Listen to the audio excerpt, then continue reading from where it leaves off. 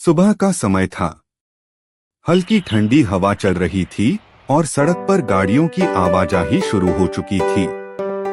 सड़क किनारे एक पुराना सा ऑटो खड़ा था। उसका चालक रमेश शीशा पर जमी धूल झाड़ते हुए मुस्कुरा रहा था।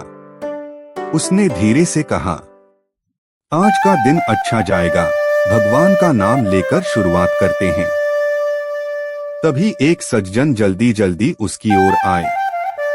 हाथ में छोटा सा बैग और मोबाइल था। भैया, स्टेशन चलोगे? जल्दी है, ट्रेन निकल जाएगी, उन्होंने हांफते हुए कहा। बैठ जाइए साहब, समय पर पहुंचा दूंगा, रमेश ने तुरंत जवाब दिया और ऑटो स्टार्ट कर दिया। सफर के दौरान थोड़ी बातचीत हुई।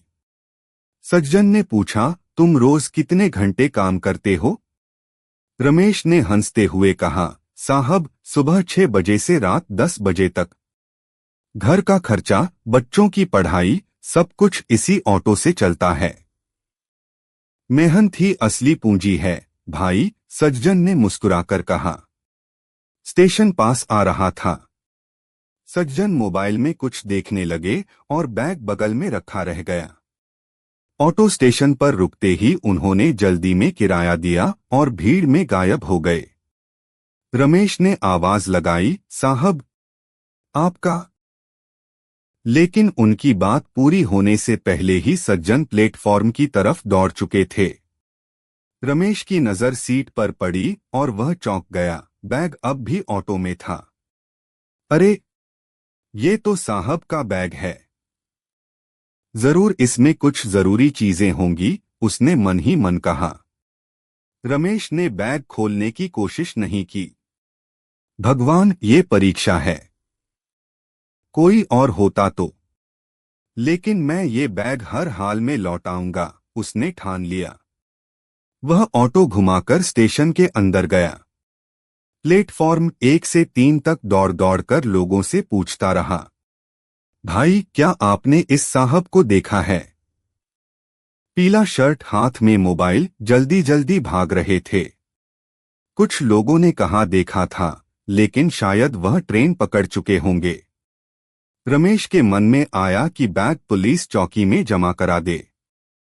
वह वहां जाने ही वाला था कि दूर से वही सज्जन दौड़ते हुए आते दिखाई दिए।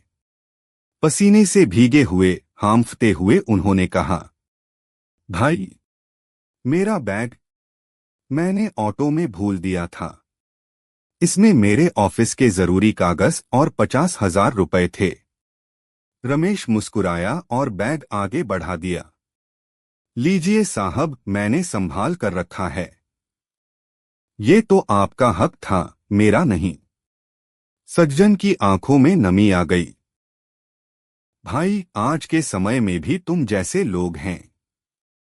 तुम चाहो तो ये पैसे ले सकते थे, लेकिन तुमने मेरी उम्मीद जिंदा रखी। उन्होंने रमेश को इनाम देने की कोशिश की, लेकिन रमेश ने हाथ जोड़कर कहा, साहब, ईमानदारी ही सबसे बड़ा इनाम है।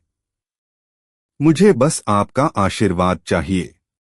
सज्जन ने भावुक होकर हाथ मिलाया।